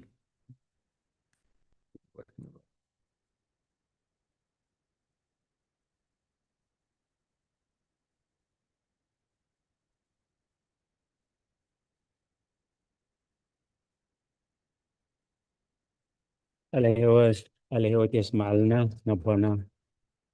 أبي فموس أبا كيروس نخلهنا فمسمعنا على هوت يسمع لنا الرأي زغبركم حزب እግዚአብሔር ናይ መዝሙር ግዚያና ኣኺሉሎ ንሎሚ በመዝሙር ክብራ ኣምላኽ ክንገልጽ በመዝሙር ውዕለት ኣምላኽ ክንገልጽ በመዝሙር ንኣምላኽ ከነምልኾ ከነመስግኖ ትብሉ ወይ ትብላ ብፍላይ ከዓ ቅድሚ ሕጂ ዘሚርና ዘይንፈልጥ ቅድሚያ ክንህቢና ብድሕሪኡ ከዓ ንኹላህና ማለት እዩ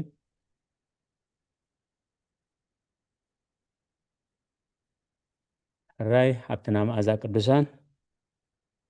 ኩሉ ግዜ ንተወፋይነት ከእግዚአብሔር ኣገልግሎት ክባርኽ ራይ እስኪ ካልኦት ዘሚርና ዘይንፈልጥ ቅድሚ ሕጂ ዘሚርና ዘይንፈልጥ ሃብትና መዓዛ ቅዱሳን ኢዳ ውፅእ ኣላ ካልኦት ቅድሚ ሕጂ ዘሚርና ዘይንፈልጥ ሎሚ ንእግዚአብሔር بمزمور كم لخو نمزمور بمزمور وعلى أملاك كنا قرت بلون تلهم وين تبلان تلهم أنا نكالا إجزي كده جملة سنيت الرئيس سنيت حتى يدحري أخي زميرة تخون مع ذاك الدشان ماشي حبي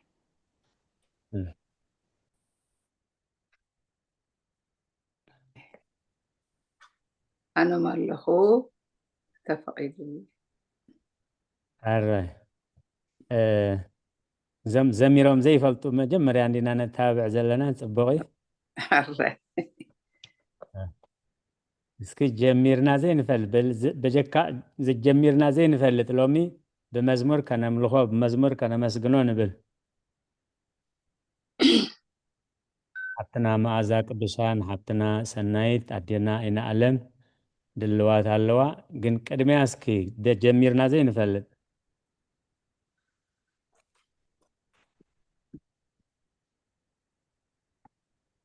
ሕራይ መዓዛ ቅዱሳን ሕራይ ክብሪ ንኣምላኽ ይኹን ያኔ ደይካ ኣሕዋተይ ኣተኹን ቀኒ ጣዕመኒ ሕጂ መዳልየ እሞ ክብሪ ንኣምላኽ ይኹን ዋላ እንተወደቕኩ 7 ግዜ ብሓጢያት ናወደቕኩ እንዳተሳእኩን ክስዕበካየ ኦ ጎይታይ ብእምነት ሓዳጊ ኣበሳ እንዲኻ በዓል ብዙሕ ምሕረት ኣይትፈቱን ኢኻ ጎይታይ ናተይ ናይ ሓጥእ ሞት ዝብል እግዚኣብሔር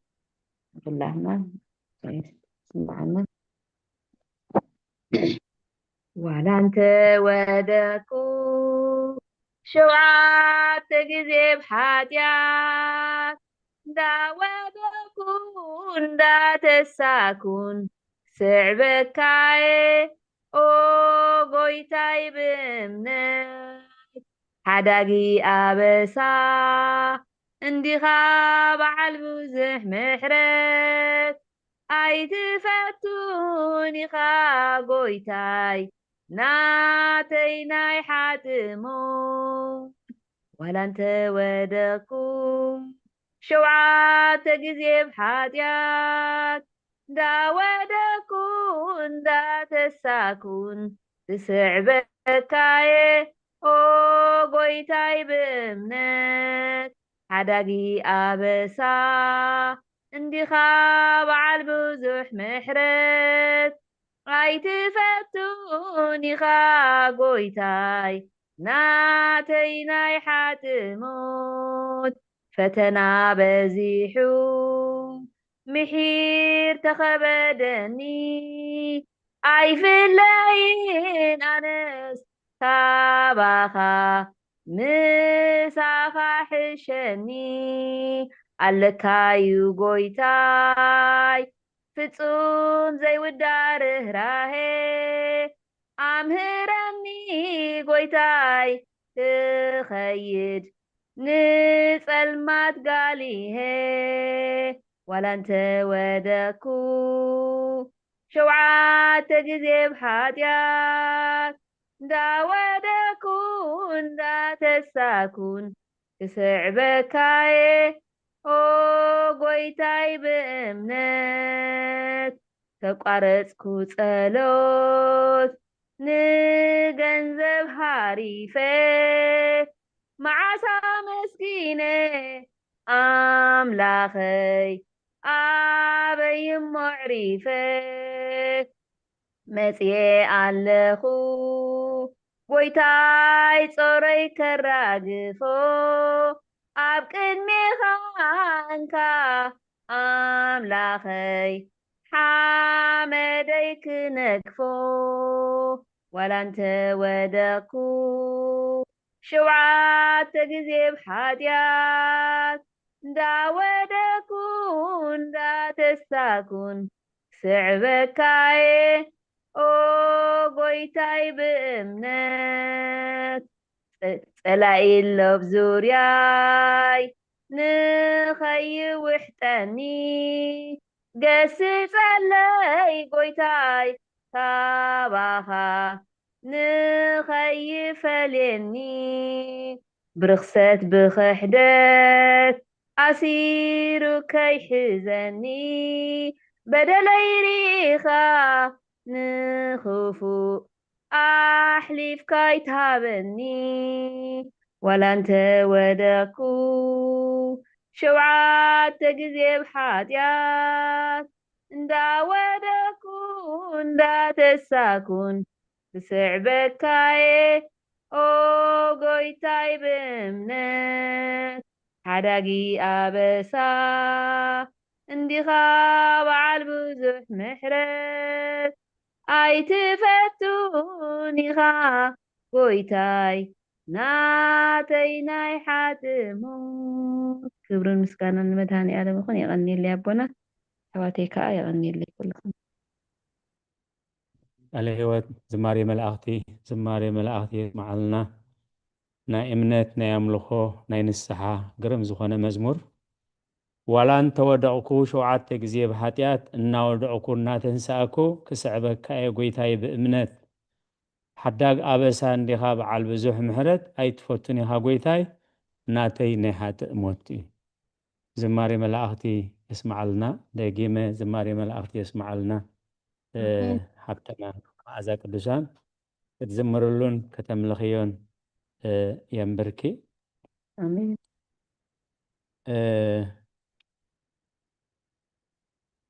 ሕራይ ብሓንሳብ ፀኒሕና ክንከውን ብውሽጥና እናረኣና ጉዳይና እናረኣና ምስ ሓብትና መዓዛ ቅዱሳን ብውሽጥና እናዘመርና ፀኒሕና ክንከውን ሙሉእ ተስፋ ኣለኒ ዋላ እንተወደቕኩ 7 ግዜ ብኃጢአት እናወደቕኩ እናተሳእኩ ክስዕበካ እየ ጎይታይ ብእምነት ሓዳግ ኣበሳ እንዲኻ በዓል ብዙሕ ምሕረት ኣይትፈቱን ኢኻ ጎይታይ ናተይ ናይ ሓጥእ ሞት ቃል ህይወት ዝማሬ መላእኽቲ የስማዓልና ምክንያቱ ንሕና ጸላእቱ ኮለናሲ ኣብ ክንዳና ኣብ ክንዲ ጸላእቱ ኣብ መስቀል ብደሙ ገዚኡና ተበጂና ክብሪ ንዝኽርስም ይኹን ሓብትና መዓዛ ቅዱሳን ደጊመ ደጋጊመ ብስም ኩሎም ተሳተፍቲ ብስም ኩሎም ሰማዕቲ ቃል ህይወት የስማዓልና ክትዝምብርሉ ኸ የንብርኪ ሕራይ ኣሜን ይበልዎ መላእኽቲ ኩሉ ግዜ ኣብ መዝሙርና ቀጽሊ መዓዛ ቅዱሳን ሕራይ ምሳሌ 24:16 እቲ ጻድቕ 7 ሰዓት ይወድቕ እሞ ይትንስእ ረሲዓን ግና ናብ መከራ ይጸድፉ ቃል ህይወት የስማዓልና ጻድቕ 7 ግዜ ይወድቕ 7 ግዜ ከዓ ይትንስእ እዩ ስለዚ እቲ ምዳቕ ኩሎም እዮም ዝወድቁ ፍጹም ሰብ ስለዘየለ ኩሎም እዮም ዝወድቁ ማለት እቲ ፍልልይ ግን እቲ ጻድቕ 7 ግዜ ይወድቕ እሞ ብተስፋ ብንስሓ ከዓ 7 ግዜ ዝተስእ ረሲዓን ግና ሓንሳብ ምስ ወደቑ ኣይምለሱን ኣይንስሑን እዮም ምስኣ ከዓ መቐፀልታ ኣላታ እዛ ብሓንሳእ ክብላ ነርኒ እግዚኣብሔር ነዚ ርዩ ከይጉሂ እሞ ኩርኡ ካብኡ ከይመልሲ ጸላኢኻ እንተ ወደቐ ኣይትተሓጐስ እንተ ጸደፈ ከዓ ልብኻ ደስ ኣይበሉ ቃል ህይወት የስማዓልና ኣብታ ፀናሓታ እያ ቁፅሪ 17-18 እቶም ኖት ንሕዝ ዘለና ምሳሌ ሰሎሞን ምዕራፍ 24:16 እቲ ጻድቕ 7 ግዜ ይወድቕ ይትንስእ ከዓ ረሲዓን ግና ምስ ወደቑ ኣይትንስኡን እዮም ትብል እያ ማለት እታ ድሕሪያ ዘንበበትልና ከዓ ብውድቀት ሓጥኣን እግዚኣብሔር ኣይፈቱን እሞ እስኻ ከዓ ብውድቀት ጸላእትኻ ከይትሕጐስ ሕራ ይኮነ ንዓይ ከም ዝገርኒ እንዲ ሕና ይኮነት ከም ዝገይርሃኒ እንዲ እዚ ምስ ባህሪ ሰይጣን እምበር ምስ ባህሪ ኣምላኽ ኣይከይድን ስለዚ ነዚ ርኢኻ ይግህሞ ክርኡ ካባኻ ከይመልስ ጸላኢኻ እንተወደቐ ኣይትተሓጐስ እንተጸደፈ ከዓ ልብኻ ደስ ኣይበሎ እዩ ስለዚ ከምቲ እግዚኣብሔር ናይ ሓጥኣን ሞት ናይ ሓጥኣን ውድቀት ናህና ናይ ርኹሳት ውድቀት ዘይፈቱ ስለ ዝኾነ ከዓ ብደሙ ዝተበጀወና ናይ ዝኾነ ሰብ ፈታዊናኹን ጸላኢና ደጋፊናኹን ተቃዊማ ብዘይገድስ ብዛዕባ ናይ ዝኾነ ሰብ ውድቀት ኣምላኽ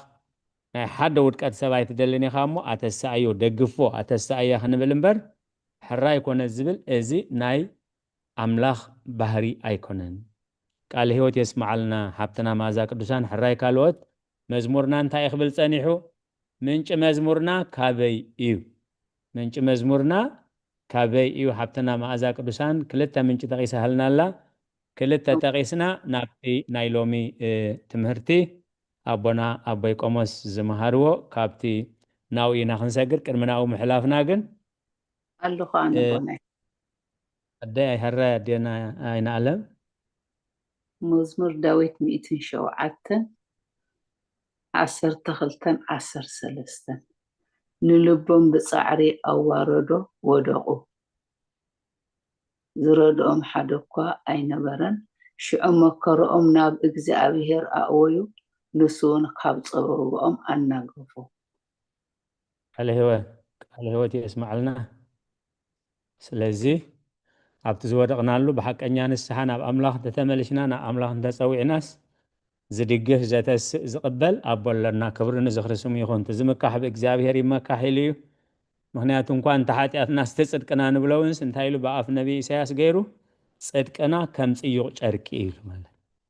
እቲ ጽድቂ ንብሎ ንሕና እንድሕር ከም ጽዩቕ ጨርቂ ኮይኑስ እቲ ሓጢኣትና ኸዳእሞ እንታይ እዩ ኣራይ ካልኦት ምስ መዝሙርና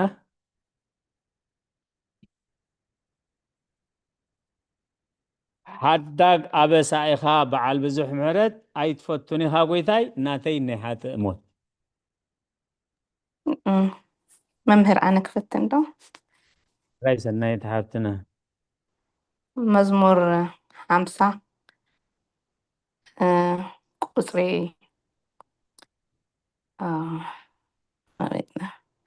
ቁጽሪ 2 ካብ ኣበሳ ኣይኮነትን ሶሪ እነሆ ቁጥሪ 5 እነሆ በአበሳ ተወለድኩ እኖይ ከዓ በኃጢአት ጠነሰትኒ ከምኡ መሲላትኒ ኣራይ እነሆ ንሓቂ ኣብ ውሽጢ ከዓ እትደልዮ ኣብ ህቡእ እውን ልዕሊ ኣላ ሰናይ ተሓብቲ እወ ብዘረባኻ ጻድቕ ብፍርድኻ እውን ንጹህ ኮንካ ክትርከብሲ ኣነ ንዓኻ ጥራይ በደልኩ ኣብ ቅድሚኻ ከዓ ከይገበርኩ በጣዕሚ ንዓኻ ጥራይ በደልኩ ኣብ ቅድሚኻ ከዓ ከይገበርኩ ሳይ ሕራይ ቃል ህይወት የስማዓልና ሰናይ ተሓብትና ሕራይ ካልኦት ኣሜን ጣን ተወደቕኩ 7 ግዜ ብሓጢአት እናወደቕኩ እናተሳእኩ ከስዕበካ እየ ጎይታይ ብእምነት ሓዳግ ኣበሳ እንዲኻ በዓል ብዙሕ ምሕረት ኣይትፈቱን ኢኻ ጎይታይ ናተይ ናይ ሓጥእ ሞት ሕራይ ስለ ቃላቱ እግዚአብሔር ዝተመስገነ ይኹን ሕራይ እስኪ ናይ ካብ ነዚ መዝሙርና ገለ መሰነይታ ቅድሚ ምስጋርና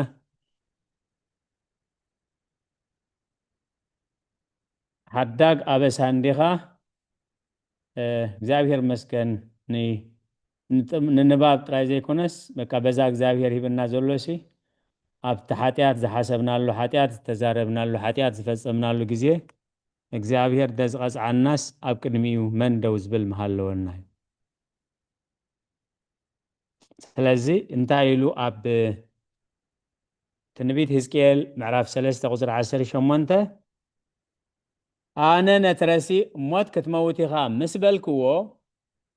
እንደዘይ መዓድካዮ ካብ መገዲ ረሲእነት ተመሊሱ ነፍሱ ኸድሕን እንደዘይ ተዛረብካዮ እንደዘይ መዓድካዮንሲ እትረሲእ ብሓጢአቱ ክመውት እዩ ደሙ ገና ካብ ኢትካ ክደልየ ስለዚ እታ መዝሙር እንታይ እትብል ነይራ ሓዳግ ኣበሳ እንዲኻ በዓል ብዙሕ ምሕረት ኣይትፈቱን ኢኻ እሞ ጎይታይ ናተይ ናይ ሓጥእ ሞት ስለ ቃላቱ እግዚአብሔር ዝተመስገነ ይኹን ሎሚ ኣቦና ኣቦይ ቆሞስ መእተዊ መልእኽቲ ዕብራውያን እዮም ከካፍሉና ምስዮም ምናልባት ድሒርና ዝኣተና ክንህሉ ንኽእል ኢና እቶም ዝነበርኩም እቲ ኢሎም መልእኽቲ ብፅሕፉልና የመ እቲ ኖት ሒዝናዮ ክንከውን ተስፋ ይገብር መልእኽቲ ናብ ዕብራውያን ይዝብል ስለምንታይ ናብ ዕብራውያን ተላኢኹ ስለምንታይ ዕብራውያን ተባሂሉ መበቆል ናይ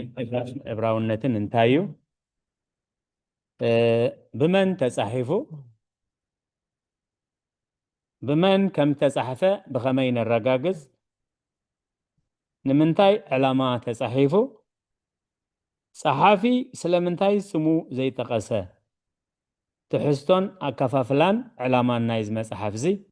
ካብቲ ብዙሕ ንኡሳት ኣርእስቲ ኣቦና ኣቦይ ቆመስ ዝገለጽዎ እዩ ማለት እዩ ስለዚ ሕጂ ኣብቲ ናይ ሕቶን መልስን ግዜና ኢና ዘለና ካብዚ ቦና ኣቦይ ቆመስ ዝመሃርዎ ዝኾነ ሕቶ እንተዳሊና ኣቦይ ቆመስ ተዳልዮም ኣለው ሕቶታትና ክምልሱ ስለዚ ሕቶታት ናባኹም ናብ ጉባኤ መልሲ ከዓ ናብ ኣቦና ናብ ኣቦይ ቆመስ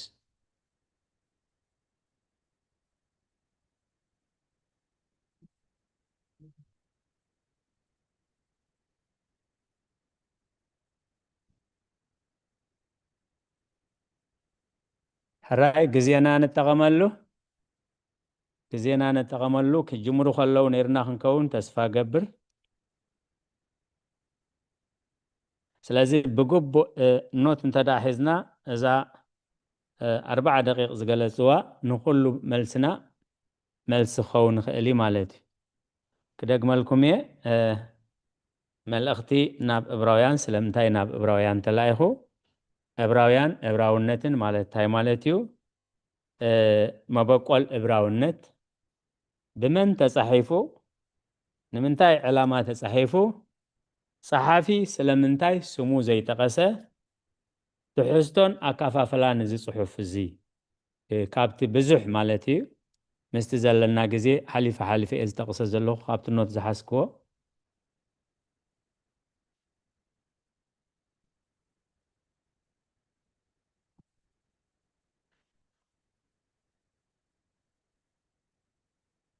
ሕራይ ግዜና ንጠቐመሉ እግዚኣብሔር ዝሃበና ክቡር ግዜ እዩ ግዜ ንግዜና ንጠቐመሉ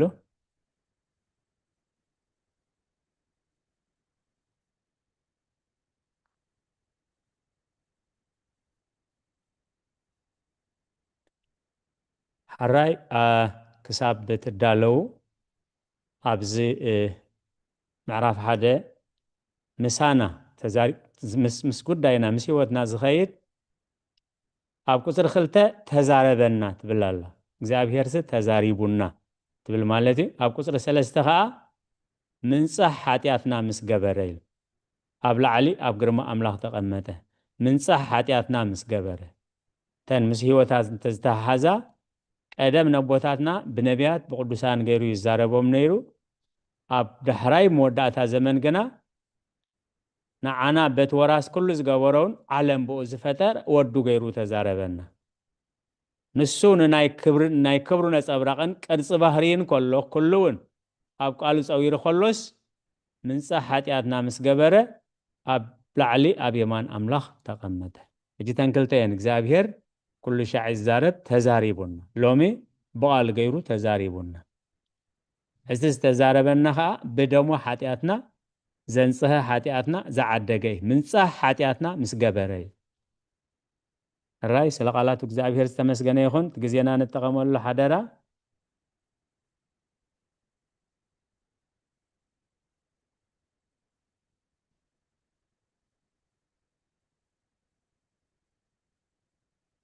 ሕራይ ካብ ጉባኤ ሕቶ እንድሕር ዘየሎ ኣቦና ኣበይ መላከ ሰላም ቃለ ምዕዳን ክገብሩልና ነቦና ኣበይ መላከ ሰላም ናብ ኣውደ ምህረት ብክብሪ ይዕድም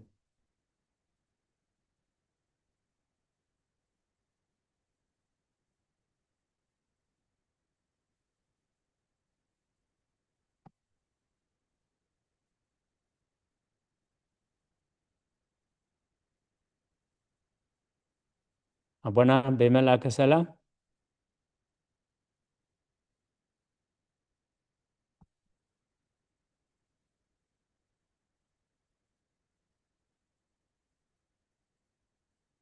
ሕራይ እንድሕር እቲ ግዜ ናይ ጉባኤ እንድዩ ጉባኤ እንድሕር ሕቶ ዘይብሉ ግን ቤተክርስትያን ንሕቶ ኣለዋ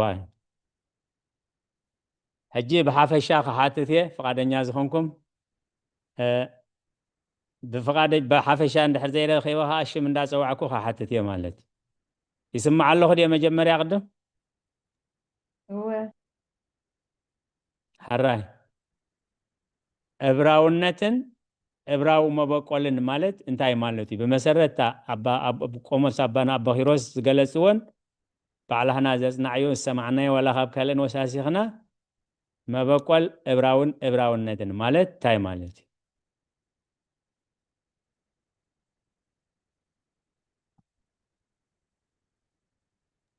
أنا أبونا غشي أبونا مرقتا هذا كده هو إبراوي نتنسي أجي أبونا أبراهام إبراوي نت نيرو دحاقنا إبراويان التي شموخ خمس تغير حجي أنت غيري أنا ተረዲኣትኒ ከም ዝገልፅዋ ነበሩ እዚኣ መንገዲ ከለኹ ካብቲ ነርካስ ናብቲ ክትቅየር ከለኻ ማለት ካብ በታ ዓድኻ ጥራይ ዘይኮነሲ ዓድኻ ዋላ ዘርእኻ ኣብኡ ኮይኑስ ግን ሂወትካ ምስ ክርስቶስ ክልወጥ ከሎ ከምኡውን ኣስማቶም ክቕይረሎም ከሎ ኣብርሃም ዝነበረ ኣብርሃም ከሎ ጴጥሮስ ከውሒ ክብሎ ከሎ ኩሎም እቶም ሃዋርያትና ካበይ ናበይ ከም ተሰጋገሩ ስለዚ እቲ መበቆልካ ኦልሬዲ ካብ ክስተ ዓዲ ኢኻ እንተባልካ ዓድኻ እሱ ኣይትልውጦን ኢኻ ግን ባህርያትካን ኩነታትካን ሂወትካን ምስ ኣምላኽ ምስ ዝኸውን እቲ ሂወትካ ይልወጥ ስምካ እውን ይልወጥ እዚኣ ተረዲእ ኦኬ ሕጂታ ዕብራዊ ወይ ዕብራውያን ትብልሲ መበቆላ መጽሓፍ ቅዱስ እናነጽንዕ ዘለና ኣቦና ጠቕስዎ ነይሮም ሕጂሲ ዕብራዊ ትብል ወይ ዕብራውያን ትብል ብኸምዚኣ ተበጊሻ ኢልናሲ ካብታ ሰማዕናያ ገለቲ ምልዋጥ ስም ምቕያር ስም ኣብርሃም ነይሩ ኣብርሃም ኢሎም ገሊፆማ ስለምንታይ ከም ዝቐየረሉ እታ ኣርእስቲ ግን ሕጂታ ዕብራውያን ስለ ዘላ እታ ዕብራውያን ትብልሲ መበቆላ ካበይ እያ እግዚአብሔር መስገን ድሓን እግዚአብሔር መስገን ኩላህና ብሓንሳብ ኢና ንምሃር ዘለና ትዝምህር ከዓ መንፈስ ቅዱስ እዩ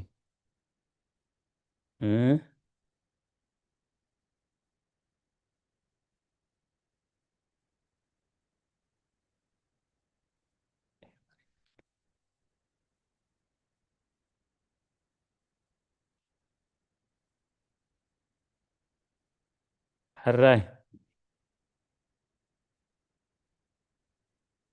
ኣብ 11 ዘፍጥረት ቁፅሪ 16 عبر دما 34 ዓመት ገበረ ቅድሚያ ግን ሸላሕ ንዕበር ምስ ወለደ ድማ ድሕሪ 430 ዓመት ገበረ ኣወዳትን ኣዋልድን ከዓ ወለደ እዚ عبر ወን ኤቦር ዝብል عبر ድማ 34 ዓመት ገበረ ንፈለግ ከዓ ወለደ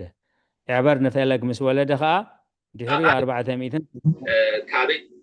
ዝመፀት እያ እንተኢልና መሊስና ከዓ ሓደ ካብ ኣቦ ሓጎታት ኣቦና ኣብርሃም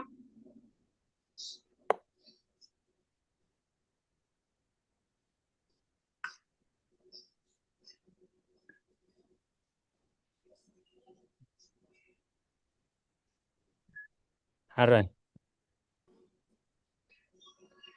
عبر نفلق مس ولده دحريو 430 عامت جبره أوداتنا ولدك أولده فلق كا 30 عامت جبره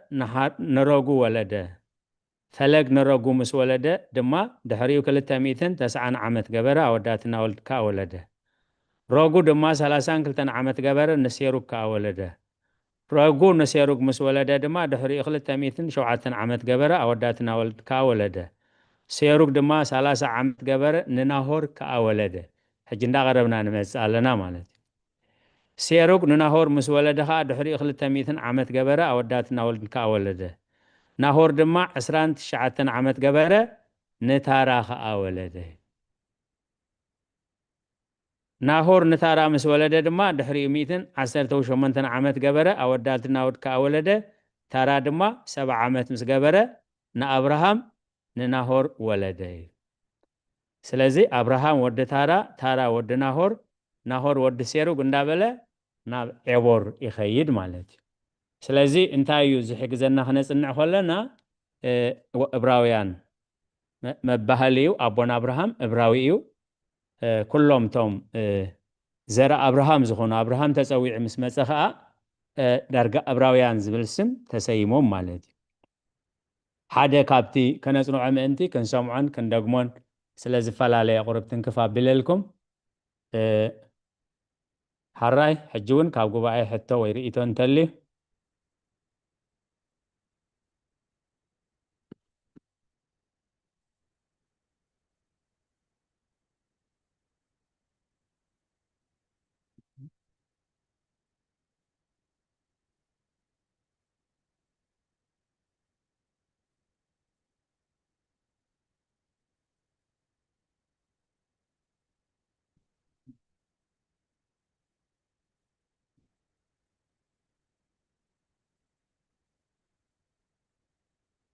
الراي ما خالي حتى دخلوا السخ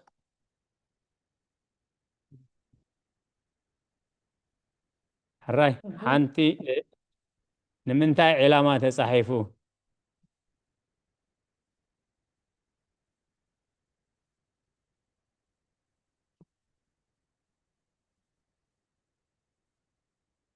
زراي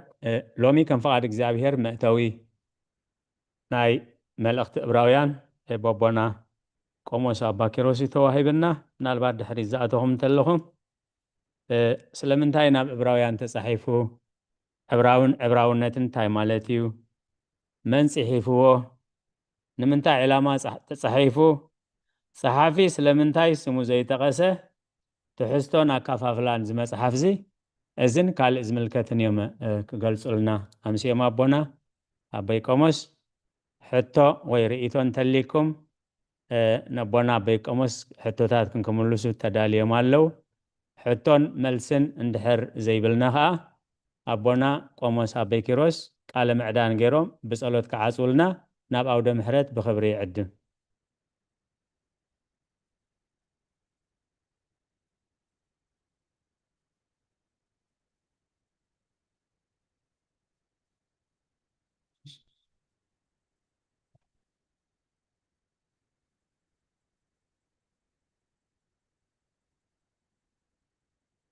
الرأي بقول محبر انت عايز بهال شبتاي تر انتاي تحطو تاتسي افكوس عبيلكم مالتي تخبد كبل زبالة تمسيخم مخاط اقام يلن عدلانياتاتنا ابوتات اللو ما اخلنا ابوي ملأك سلام اللو خالوت ابوتاتنا كله خلو بوي مرقيتا خالو ممهر تخلون ናይ ነገረ መለኮት ምሩቕ ወድና ኣለና ማእኸልና ዓብ ጸጋ ኣነ እኳ ዘይፈልጦ ተተሓትኑ ክንደይ ደስ ምበለኒ ምክንያቱ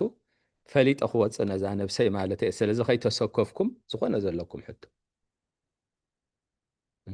ኢድ ወይ ለከ ኣነ እኮ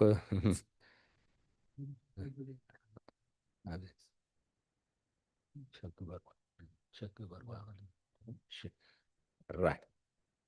ራይ ክቡር መምህር መርጌታ ድሕር ዝሓትት ዘየለ ብጸሎት ይዛዘሙ ብሉለው ስለዚ እቲ ጸሎት ናብ ክቡር ኣቦና ዶ ራይ በስመ አብ ወወልድ ወመንፈስ ቅዱስ አሐዱ አምላክ እግዚአብሔር አምላክናን ጎይታናን መድኃኒናን ኢየሱስ ክርስቶስ ዓለም ቅድሚ ምፍጣርካ ዝነበርካ ከምቲ ቅድሚ ዓለም ምፍጣርካ ንእግዚአብሔር ወልድ ውሉድካ ዝነበረካ ፍቕሪ ነቶም ዝፈጠርካና ደቂ ሰባት ከምኡ ዝመሰለ ፍቕሪ ስለ ዘፍቀርካና ነቲ ሓደ እንኮ ወድኻ እውን በጃና ክኸውን ስለ ዝፈቐድካን ስለ ዝሰመርካን بتبجاونت ودخا دما اب قدميها قبولات سلا زغبركانا نمسغنكا لنا እግዚአብሔር አምላክ ከምዝ ሰማዕናዮ ከምዝ ርዳአና ባህ ከምዝ ብለና ዘይኮነስ ከምቲ ቅዱሳን አቦታት ነዛ እምነት ዚኣ ዋጋ ዝኸፈሉ ዝመሃሩን ዝተዋረዱን ብስሕለት ሰይፍን ብስቕለትን ብሰማዕትነት ዝሓለፉ ቦታትና ዝሃብዎ ትርጉምን ዝመሃርዎ ትምህርትን አብናቶም እምነት መሰረት ጌርና ክንጓዓዝ ብጸጋኻ ርዳአና እግዚአብሔር አምላክ ከምቲ ኩሉ ኸኒና ምዝመርር ግና ክፍውስ ምዃኑ ፈሊጥና ንወስዶ ዝለመናዮ ጥራይ ዘይኮነ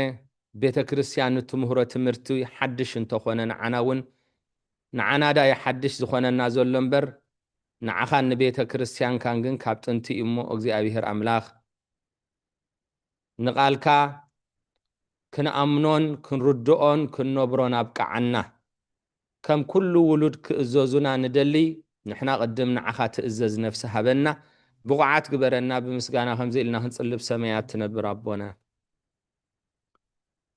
ፈቃድካ ከምቲ ኣብ ሰማይ ከምኡ ድማ ኣብ ምድሪ ይኹን ናይ ዕለት እንጀራና ሎሚ ሃበና ንሕና ንዝበደሉና በደሎም ከም ዝሓደግናሎም ኣበሳን በደልና ሕደገልና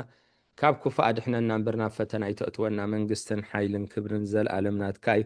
وأجزئتنا مريم بناي قدوس جبريل ملأ سلامتا سلام لك الله بحلنا خدنجلي مسقاهون دنجلي خادك زي أبي هرقويتا سراوي السلام لك الله نسغيكا أنستفلخ برختي فركرسهم بروخي أوملت أتسقى زي أبي هرمساخي أوفيس تدس بركي حاتياتنا حسر يلنا أنا بتفتوى الدخ يسوس كروسوس اللي انت أنا محرت لمن لنا أمين فقر زي أبي هرابو تسقى حد ودو قويتانا أملاخنا مدحنان يسوس كروسوس حبرتن وهباتاتنا منفس قدوسن مساخاتكم يخون بإنجليش زوم دقنا ونزكاتاتلون تليوم the love of God the Father, the grace of the only begotten Son, our Lord God and Savior Jesus Christ, and the communion and the grace of the Holy Spirit be with all of you. Live in peace. سلام حضروا سلام اتو.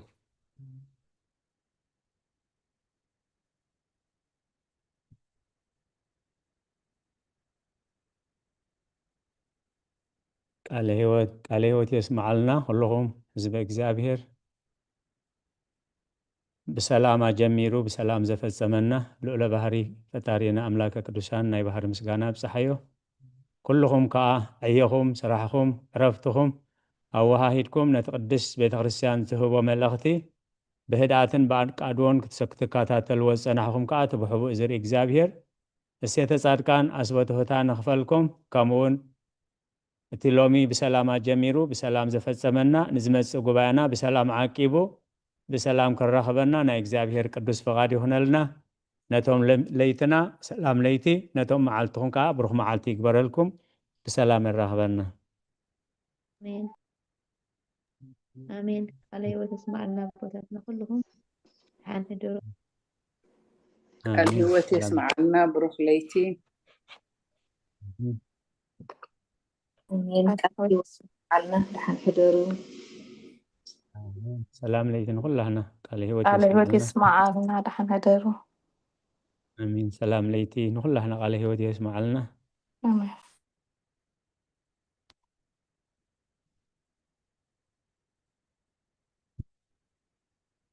آمين